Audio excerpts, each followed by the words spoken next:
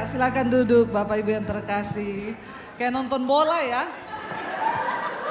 Iya, siapa yang pro Argentina? Sampai ada orang tuh bilang begini saudara. Perempuan itu kalau umur 20 kayak bola kaki, diperebutkan 24 laki-laki. Begitu umur 40 kayak bola basket. Tinggal 12 orang yang perebutkan. Begitu di atas 50 kayak bola golf. Cuma 1 biji dan kalau bisa dilempar jauh-jauh. Itu orang dunia, kalau anak Tuhan enggak ya. Di sini istrinya diperlakukan mau deket terus kan? Walaupun udah 50 kan? Tepuk tangan buat jemaat BMC. Iya, terima kasih buat Pak Gem, Pak Lukas dan Ibu yang mempercayakan pelayanan ini kepada saya. Dan saudara juga patut bersyukur karena untuk pertama kalinya di Amerika saya khotbah pakai rok. Pendukungnya banyak saudara ya, banyak. Karena dari dulu saya tuh gak pede pakai rok. Kata suami saya kayak bencong. Tapi Ibu Gembala memotivasi saya, katanya bagus kok. Menurut saudara bagus gak? Oh. Jadi nanti pulang ke Indonesia saya akan pakai rok. Ternyata di Amerika membawa pembaharuan buat saya. Saudara bersuka cita malam hari ini? Kenapa? Karena kita merayakan malam Natal ya, malam Yesus ya lahir saudara. Mari kita buka bersama langsung saja firman Tuhan. Dari Injil Matius pasal yang ke-1. Kita bersyukur tadi mendengar kesaksian luar biasa. Ya makanya di tengah masa pandemi saya itu bertanya-tanya, ini Edwardson kemana ya? Ternyata dia bersembunyi di Sumba saudara ya. Dan di sana ada panggilan Tuhan bagi mereka. Luar biasa, begitu banyak orang yang mendapat panggilan Tuhan di masa pandemi, termasuk saya dan suami. Banyak hal yang bisa kita lakukan. Ya karena Yesus sudah lahir dalam hidup kita. Baik, kita buka bersama Matius pasal yang pertama, judulnya pasalnya adalah ayat 18. Matius 1 ayat 18 judulnya kelahiran Yesus Kristus. Saya berdoa kita mendapatkan sesuatu dari firman Tuhan malam hari ini karena firman Tuhan adalah sumber pengharapan bagi kita. Ayat 18 firman Tuhan berkata di sana, kelahiran Yesus Kristus adalah seperti berikut. Baca sama-sama yuk, saya tahu di sini banyak yang gak suka baca Alkitab. Jadi kita baca sama-sama supaya rohani kita mendengar ya. 1, 2, 3 ulang, 1, 2, 3. Kelahiran Yesus Kristus adalah seperti berikut. Pada waktu Maria ibunya bertunangan dengan Yusuf, ternyata ia mengandung dari Roh Kudus ya. Sebelum mereka hidup bersebagai suami istri. Ayat 19. Karena Yusuf suaminya seorang, baca sama-sama gak apa-apa. Iya, baca sama-sama 1, 2, 3. Karena Yusuf suaminya seorang yang tulus hati dan tidak mau mencemarkan nama istrinya di muka umum, ia bermaksud menceraikannya dengan diam-diam. Ayat 20. Tetapi ketika ia mempertimbangkan maksud itu, malaikat Tuhan nampak kepadanya dalam mimpi dan berkata, Yusuf anak Daud, janganlah engkau takut untuk mengambil Maria sebagai istrimu. Sebab anak yang di dalam kandungannya adalah dari, saudara kita lihat di sini, coba kita renungkan bersama ya. Kalau ada di antara mungkin bapak-bapak mau menikah ya dengan tunangannya. Tiba-tiba belum pernah disentuh ya. Tunangannya sudah hamil. Kira-kira bapak ibu, ya kira-kira bapak-bapak melakukan apa? Belum disentuh loh. Kalau sekarang kan sudah disentuh duluan ya. Tapi di sini nggak ada. Saya berdoa sekalipun Anda di Amerika tetap menjaga kekudusan. Terutama anak-anak muda, ya. Jaga kekudusan, ya. Itu penting sekali. Pada zaman itu dikatakan Maria belum disentuh tapi tiba-tiba hamil. Dia dulu ada saudara pendeta di salah satu gereja, anaknya hamil. Lalu dia berkata, anak saya ini kudus, suci, tidak pernah ketemu laki-laki. Dia ini dari Roh Kudus mengandungnya. Saya bilang, Tuhan Yesus punya adik. Ya, hati-hati ya saudara ya. Hati-hati, anak muda harus menjaga kekudusan. Yusuf sebagai seorang pria gak terima. Kenapa? Saya belum pernah menyentuh dia. Kenapa tiba-tiba dia hamil? Ya, dan dikatakan di sana akhirnya dia diam-diam mempertimbangkan dia akan menceraikan Maria diam-diam supaya tidak membuat dia malu. Karena kok ternyata sudah hamil. Ya, marah sebagai seorang laki-laki pasti merasa tertipu. Ya, saya menjaga tidak pernah menyentuh tiba-tiba hamil. Lalu dikatakan di sana ketika dia mempertimbangkan maksud itu, malaikat Tuhan menampakkan diri kepadanya dalam mimpi dan berkata, "Yusuf anak Daud, janganlah engkau takut mengambil Maria sebagai istrimu sebab anak yang di dalam kandungannya adalah dari Roh Kudus." Dan saya percaya siapa yang membuat hati Yusuf bisa percaya adalah Tuhan. Tidak mudah saudara ya. Makanya ini juga menjadi pelajaran bagi kita anak-anak muda. Saya banyak menangani kasus perceraian. Kenapa? Karena ternyata setelah menikah ada banyak dosa-dosa masa lalu yang dibawa. Ya, banyak akhirnya terkuak. Ada yang ternyata sudah tidak perawan tapi dia nggak cerita kepada suaminya. Setelah menikah terjadi rumah tangga itu menjadi kacau. Saya berdoa sebagai anak muda di tempat ini, jaga kekudusan hidupmu.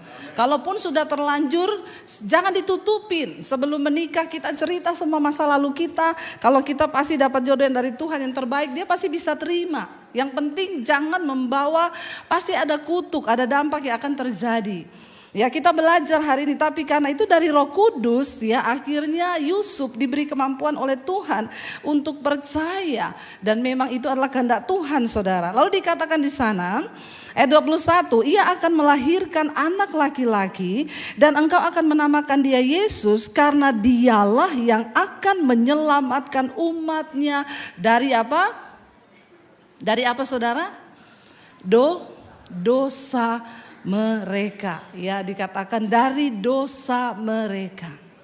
Tujuan Yesus datang pertama kali ke dunia ini dikatakan untuk menyelamatkan manusia dari apa? Dosa. D-O-S-A itu dosa. Garis bawahi, malaikat Tuhan pertama kali menampakkan diri kepada Yusuf, dia berkata, akan lahir seorang anak ya dan dialah yang akan menyelamatkan umat manusia itu dari dosa. Kenapa Yesus perlu turun ke dalam dunia untuk membereskan yang namanya dosa? Karena dosa itu membuat manusia terpisah dari Allah. Karena dosa itulah yang membuat kita tidak bisa menerima janji Tuhan dan Tuhan gak bisa menggenapi semua janjinya dalam hidup kita.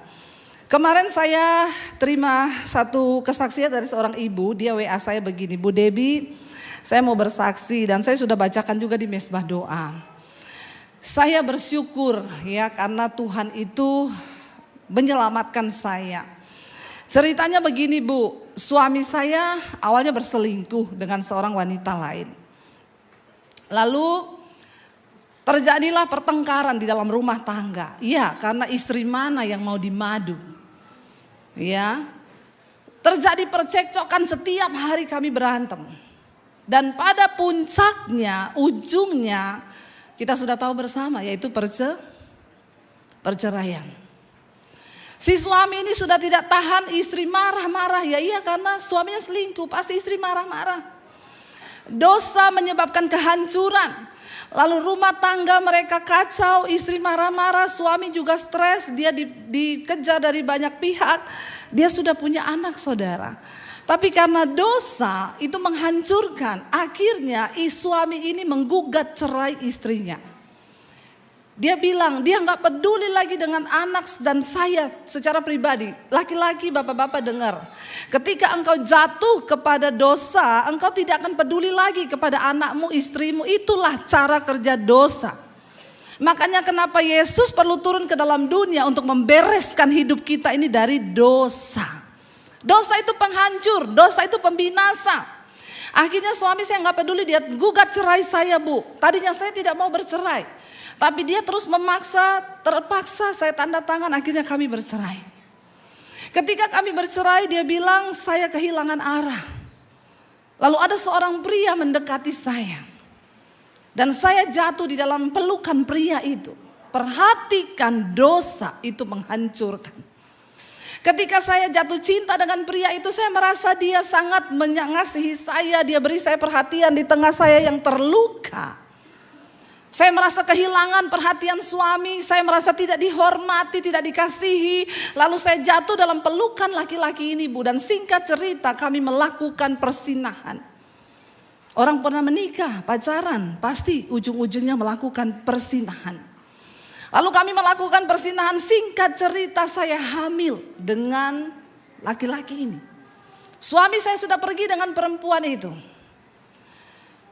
Dosa melahirkan dosa. Dan apabila dosa itu diteruskan, ujung-ujungnya adalah maut. Jangan tertipu dengan manisnya dosa, itu hanya sementara. Makanya ada bapak-bapak yang datang sama saya, kenapa ibu tahu saya berselingkuh? Istri saya tuh cerewet, Bu. Ini perempuan manis, baik, perhatian sama saya. Nggak kayak istri saya bilang pret. Itu masih bulan promosi. Nanti kalau promosinya sudah habis, dia lebih gila dari istrimu. Amin bapak-bapak. Bilang amin bapak-bapak. Jangan main-main ya. Kenapa istri itu cerewet? Karena dia sayang sama Anda. Amin ibu-ibu. Oh kenceng ibu-ibu amin. Merasa dibela ibu-ibu ini. Tapi memang benar, kalau dia nggak sayang dia nggak cerewet. Bersyukur. Lalu saudara dia bilang, saya jatuh ke laki-laki ini, Bu, dan akhirnya saya hamil di luar nikah. Saya tahu saya nggak mungkin menikah dengan dia. Karena dia juga punya istri. Ngeri, dosa itu ngeri. Apa yang terjadi? Saya memutuskan untuk menggugurkan kandungan saya. Setan kalau bekerja begitu. Dia bujuk Anda melakukan satu dosa. Waktu Anda melakukan itu, setan akan bujuk Anda melakukan dosa yang lain untuk menutupi dosa itu. Dan tanpa terasa engkau sudah melakukan 1000 dosa untuk tutupin satu dosa. Kenapa Yesus perlu datang ke dalam dunia? Karena kasihan hidup kita kalau terikat di dalam dosa. Lalu dia bilang, saya gugurkan kandungan saya. Di tengah keputusasaan saya tahu laki-laki yang menghamili saya tidak mungkin menikahi saya. Karena dia sudah punya istri dan rumah tangga. Saya stres, saya mau bunuh diri. Saya dikirimin khotbah ibu di WA. Saya mulai buka khotbah ibu. Saya dijamah Tuhan, Bu. Saya menangis di kaki Tuhan. Saya mohon pengampunan. Saya datang kepada Yesus, Sang Juru Selamat dunia. Yang memang datang ke dalam dunia untuk mengampuni dosa dunia. Saya menangis di kaki Tuhan. Saya bilang, ampuni aku Tuhan. Aku sudah melakukan dosa. Aku menggugurkan kandungan. Rumah tanggaku hancur berantakan. Dan dia bilang, dia mendengar ketika saya berkhotbah, saya bilang, kalau rumah tanggamu hari ini hancur. Jika masih ada salah satu orang di antara keluarga yang merindukan agar Tuhan pulihkan rumah tangga itu, maka tidak ada perkara yang mustahil. Lalu dia mulai berdiri bagi rumah tangganya. Walaupun sudah bercerai, tidak ada kata yang tidak mungkin bagi Tuhan. Dia menangis di kaki Tuhan dan berdoa agar Tuhan pulihkan. Saudara tahu, waktu dia bertobat, waktu hidupnya dibereskan Tuhan dari dosa. Ketika dia datang menyerahkan diri, Tuhan bereskan semua dosanya. Apa yang terjadi? Tiba-tiba suaminya pengen kembali kepada dia. Benar, dia berkata, betul. Itu perempuan yang saya jatuh cinta. Ternyata lebih buruk dari kamu. Dan tidak ada apa-apanya dibandingkan engkau yang selama ini menjadi istriku. Dan akhirnya saudara, dia cerita kepada suaminya. Sebelum engkau kembali, saya mau cerita. Waktu engkau pergi, saya jatuh. Di dalam kesendirian saya ada seorang pria yang datang. Dan saya hamil dengan pria itu.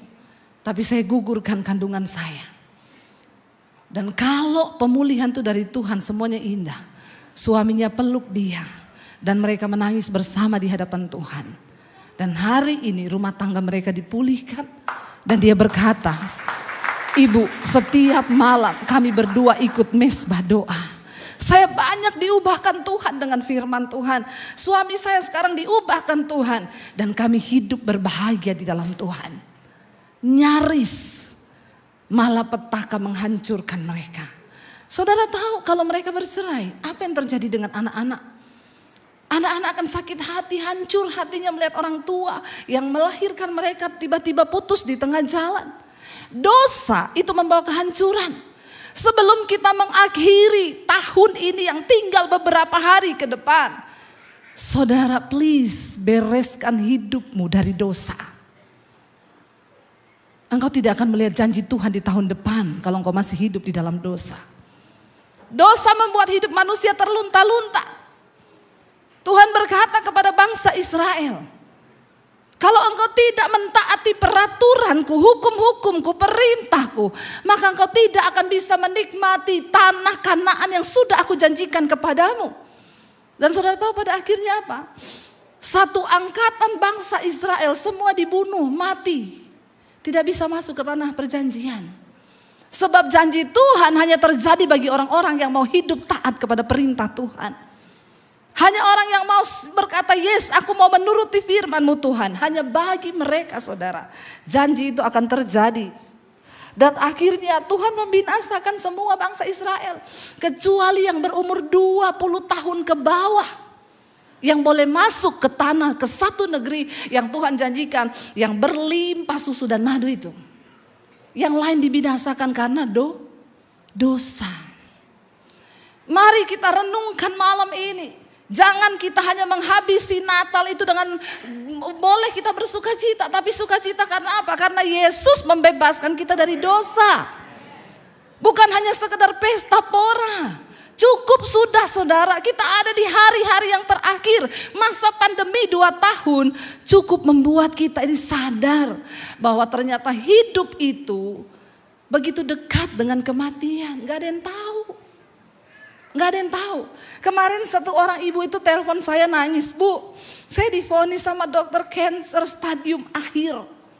Dia kirim fotonya sudah botak semua di kemo. Lalu dia bertanya kepada saya, Bu, dokter berkata umur saya tinggal 6 bulan. Berarti sekarang saya harus mempersiapkan diri untuk mati? Saya berkata kepada dia, hello. Kamu pikir hanya kamu yang dikatakan dokter tinggal 6 bulan yang harus mempersiapkan untuk mati? Hari ini saya pun mempersiapkan hidup saya untuk mati. Jangan engkau tunggu dokter vonis umurmu tinggal 6 bulan baru engkau mempersiapkan diri untuk mati. Saya bilang sama dia, Bu, maaf ya. Dokter berkata hidupmu tinggal 6 bulan. Ada orang yang tidak divonis apa-apa sama dokter. Lagi tidur, tiba-tiba gak bangun, mati. Amin saudara. Kita gak pernah tahu hidup ini. Bapak-bapak, engkau tidak pernah tahu hidup. Makanya hari ini hiduplah terbuka dengan istrimu, termasuk dalam hal keuangan. Amin bapak-bapak. Gak tahu, saya mau ingetin ini, gak tahu kenapa. Karena saya punya teman saudara, suaminya meninggal. Waktu mau penguburan, dia bilang begini, Bu Debbie, saya bingung, ini mau penguburan. Suami saya meninggal di kota lain kan. Saya tidak tahu PIN ATM suami saya. Ada di sini bapak-bapak yang PIN ATM-mu istrimu nggak tahu? Tidak usah angkat tangan, saya suruh Pak Lukas baptis ulang. Rendam 15 menit. Supaya engkau langsung buka mata di rumah Bapa di sorga. Hello, suami istri, engkau menikah. Itu Tuhan bilang engkau bukan lagi 2 loh, tapi 1. Dan saya bingung saudara, kalau ada suami yang tidak kasih tahu jumlah saldonya kepada istrinya, yang gak kasih tahu nomor PIN ATM-nya kepada istrinya, engkau bertobat malam ini, dengar baik. Kalau engkau mau keuanganmu diberkati tahun depan, hiduplah terbuka dengan istrimu. Amen. Pak Lukas amin kenceng. Karena saya yakin Bu Shirley tahu nomor PIN Pak Lukas kan Bu? Semuanya, itu yang benar Pak, benar. Kayak saya dan suami saya. Suami saya yang pegang kartu ATM-nya, saya pegang mobile banking-nya. Itu yang benar, jangan tertawa. Bilang amin. Dia pegang kartunya gak apa-apa, tapi begitu ada pengeluaran kan bunyi ting. Saya tahu ini. Saudara, untuk apa? Supaya hidupmu itu terjaga. Kalau dalam hal keuangan saja engkau tidak benar. Yesus bilang kalau dalam hal mamon engkau tidak jujur, maka engkau tidak mungkin jujur di hadapan Tuhan dalam hal yang lain. Mamon itu menjadi tolak ukurmu sama Tuhan. Karena orang di dunia ini kalau gak cari Tuhan, dia pasti cari uang. Ada yang bilang malah Tuhannya itu adalah uang. Jadi kalau engkau tidak jujur dalam hal mamon, engkau pasti tidak jujur dalam segala hal. Bapak-bapak bilang amin. Amin. Tidak ada yang bilang amin loh Pak. Cuma Pak Lukas sendiri yang bilang amin. Suami saya sudah pasti amin, Pak. Karena memang kita saling tahu, semua tahu. Ngeri loh saudara, ngeri ya. Ngeri ya, kenapa saya bisa ngomong begini? Karena benar kejadian. Ada istri suaminya meninggal, mau beli perlengkapan untuk meninggal, nggak punya uang, suaminya banyak uang. Tapi dia bilang saya nggak tahu PIN ATM-nya. Apa yang terjadi? Panggil pengacara di depan notaris bank, baru dibuka oleh bank, tapi harus dihadiri oleh beberapa pejabat negara. Ini kan mengerikan. Kita mau bertobat ya malam ini, amin. Terutama suami istri, amin. Bapak-bapak jangan engkau merasa engkau mau hidup terus. Ada yang lagi tidur mati, nggak tahu. Makanya bertobat malam ini, beresin dosa, beresin PIN ATM. Jangan menertawakan diri sendiri. Bilang amin. Loh bener, engkau tidak akan umur panjang terus. Mulai sekarang kasih tahu istri.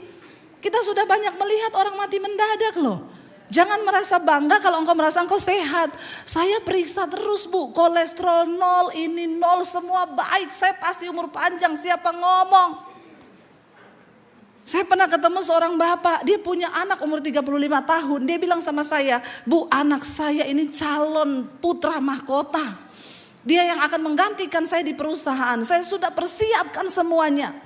Dia cerita dengan bangganya kepada saya, anak saya ini ibu, dia kalau makan ditimbang kalorinya berapa. Kalau dia sudah makan pagi hari pisang, maka dia akan ukur berarti 1 hari dia bisa makan ini, stop. Nanti sebelum tidur malam dia timbang lagi. Kalau kelebihan 2 ons, dia akan treadmill dulu, baru dia tidur.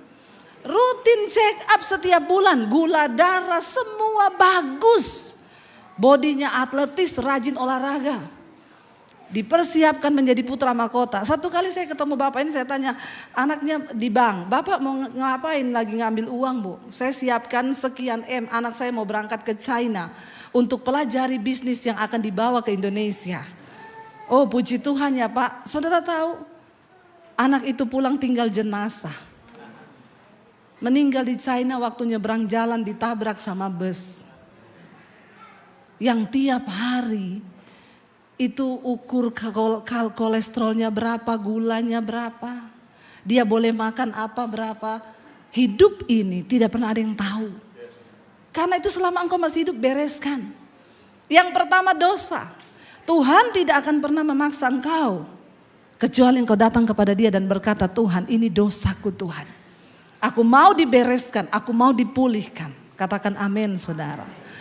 Ya, malaikat itu berkata kepada Yusuf, ia akan melahirkan seorang anak laki-laki dan engkau akan menamakan dia Yesus karena dialah yang akan menyelamatkan umatnya dari dosa mereka.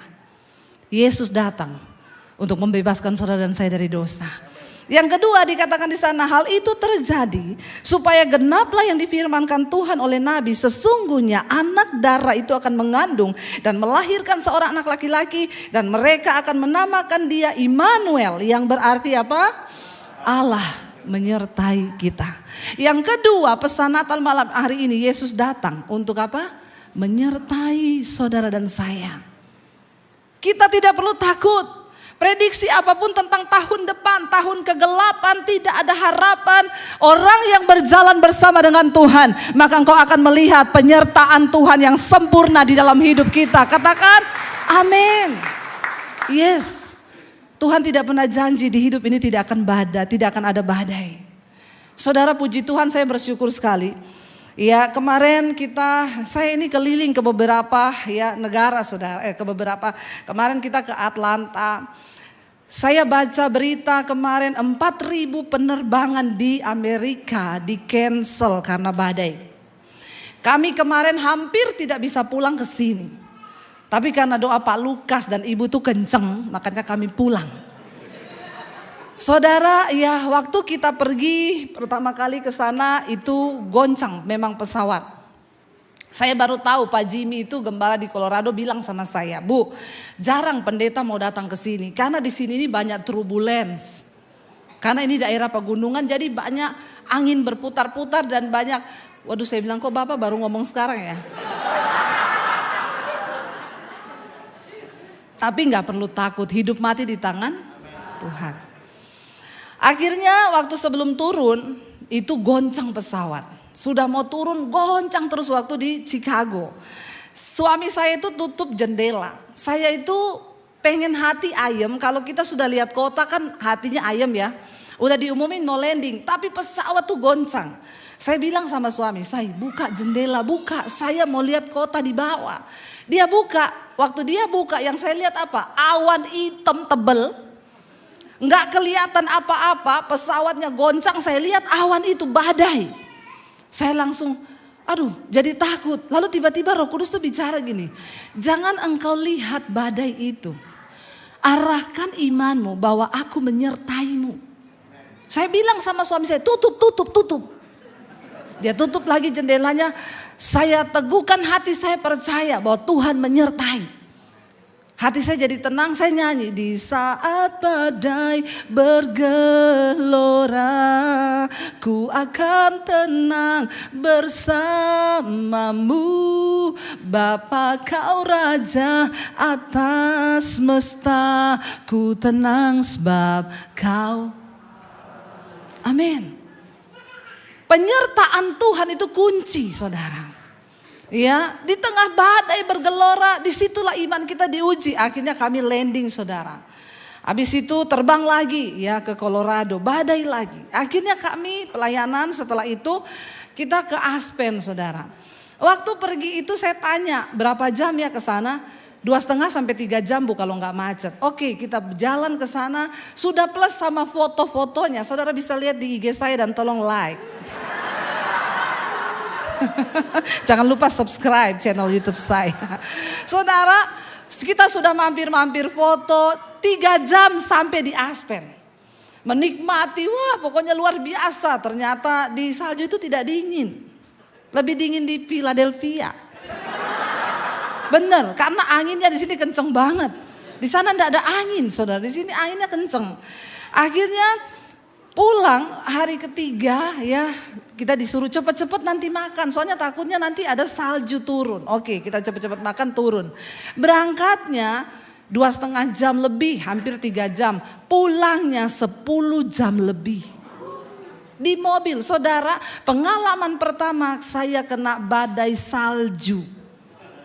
Aduh, orang Deso mau kesini lihat salju, malah dikasih badai salju.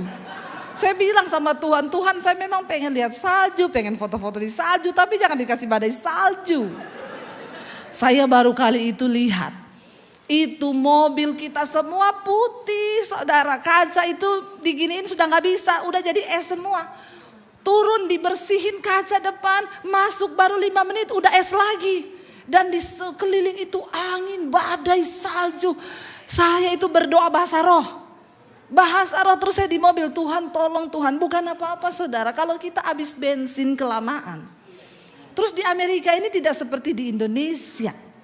Indonesia kalau kita keluar kota setiap 10 kilo itu ada rest area. Ada Starbucks, Kentucky, Burger King, ada semuanya. Di sini aduh ya, anak-anak saya bilang memang Indonesia is the best. Tepuk tangan dong buat Indonesia. Walaupun saudara ada di Amerika, tetap Indonesia itu is the best. Aduh saudara, saya itu bingung. Sampai ada satu orang di mobil kita itu kebelet lagi.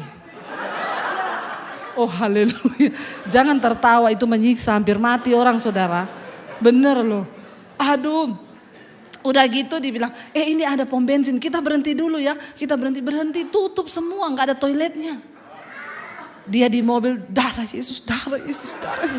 Saya darah Yesus di belakang karena badai, dia juga karena badai di sini. Menahanin gak bisa keluar.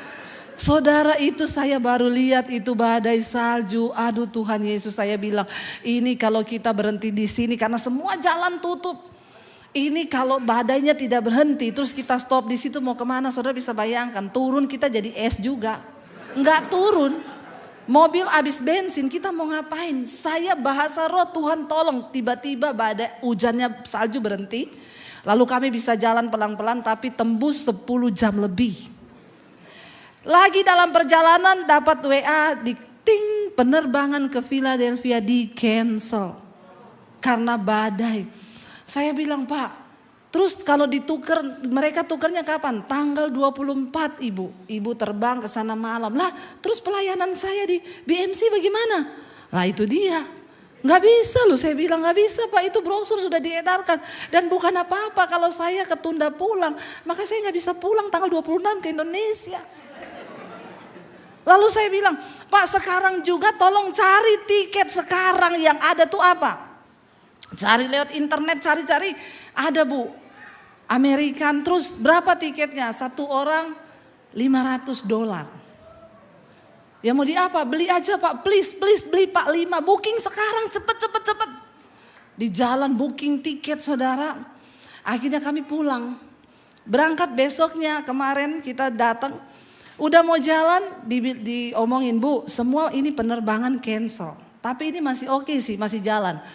Oke Pak, kita berangkat jam 12 malam pesawat kami dari Colorado, tapi langsung sampai di sana kita tuh lihat di tayangan jadwal penerbangan, ting cancel.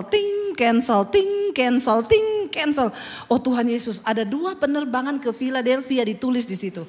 Tiba-tiba yang pesawat satu mau ke Philadelphia muncul ting cancel. Penumpangnya di sekeliling kita, ya marah-marah semua. Terus gimana? Saya berdoa, Tuhan jangan sampai yang satu ini cancel Tuhan. Tolong Tuhan, tolong please. Tiba-tiba muncul ting delay 1 jam. Berdoa dalam nama Yesus, muncul lagi ting delay 1 jam lagi. Oh Tuhan udah delay 2 kali Tuhan. Wah ini tanda-tanda ini. Tapi aku percaya Tuhan Engkau menyertaiku Tuhan, please Tuhan. Akhirnya diumumin suruh naik ke pesawat. Dan terbanglah kita ke sini saudara, puji Tuhan kita tiba dengan selamat, tidak kurang suatu apapun. Waduh saudara ya, deg-degan karena saya bilang gini juga sama suami, kalau pesawat lain cancel berarti ini penerbangannya buruk banget loh. Kalau pesawat ini berani terbang berarti dia melawan badai ini. Tapi kalau dia tidak terbang kita juga tidak bisa pulang. Bagaimana ini Tuhan? Ya, saudara Aspen, begitu kita tembus keluar dari kilometer itu, tutup besoknya pagi itu ditutup Aspen, yang turun gak bisa, yang naik gak bisa. Coba kalau kami telat sedikit, tutup kita gak bisa kemana-mana, saya gak bisa pulang hari ini.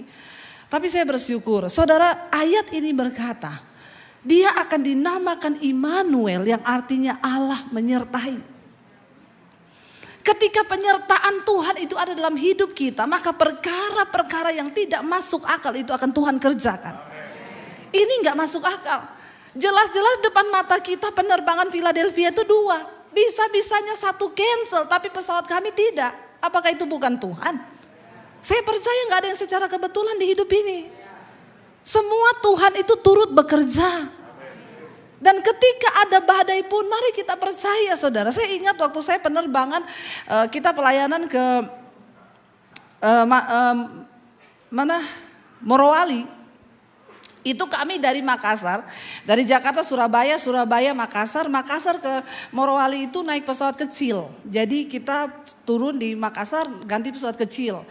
Itu pesawat kecil dia terbangnya 10.000 kaki. Jadi pas di awan kan.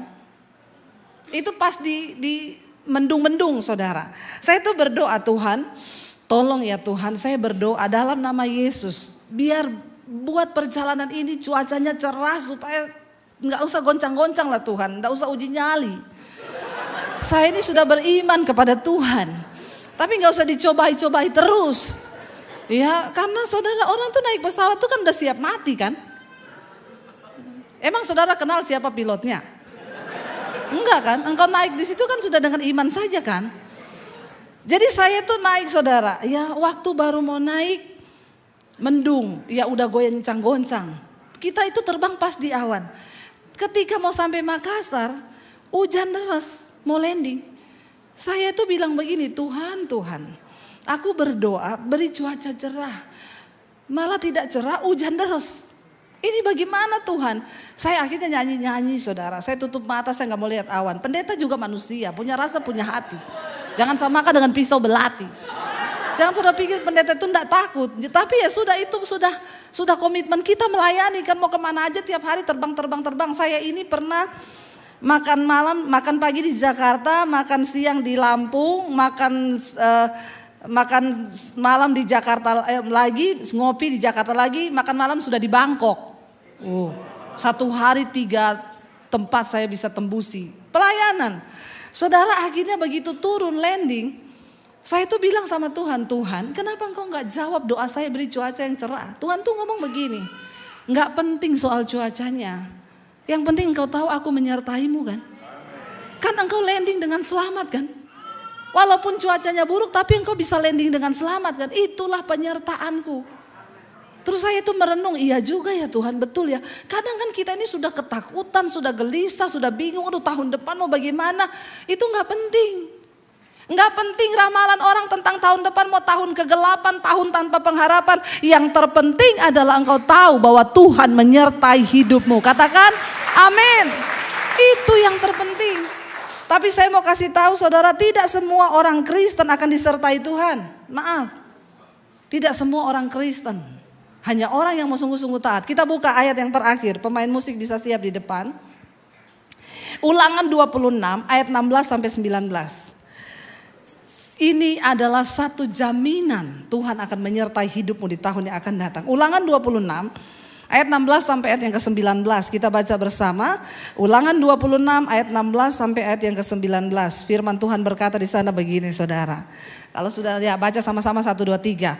Pada hari ini Tuhan Allahmu memerintahkan engkau melakukan ketetapan dan peraturan ini. Lakukanlah semuanya itu dengan setia, dengan segenap hatimu dan dengan segenap jiwamu. Engkau telah menerima janji daripada Tuhan pada hari ini, bahwa Ia akan menjadi Allahmu dan engkau pun akan hidup menurut jalan yang ditunjukkannya dan berpegang pada ketetapan, perintah serta peraturannya dan mendengarkan suaranya. Dan dikatakan apa? Tuhan telah menerima janji daripadamu pada hari ini bahwa engkau akan menjadi umat kesayangannya seperti yang dijanjikannya padamu, dan bahwa engkau akan berpegang pada segala perintahnya, dan Ia pun akan apa? Mengangkat engkau di atas segala bangsa yang telah dijadikannya untuk apa? Menjadi terpuji, ternama dan terhormat. Maka engkau akan menjadi umat yang kudus bagi Tuhan Allahmu seperti yang dijanjikannya. Satu syaratnya, asalkan engkau berpegang pada perintah dan peraturan Tuhan. Mari kita menjadi anak-anak kesayangannya saudara. Tuhan yang berjanji akan mengangkat engkau menjadi umat yang ternama, terpuji, terhormat di antara segala bangsa. Tidak ada perkara yang mustahil bagi Tuhan. Kita mungkin tidak tahu bagaimana jalan ke depan, tapi satu hal percaya bahwa penyertaan Tuhan sempurna. Mari kita bangkit berdiri bersama.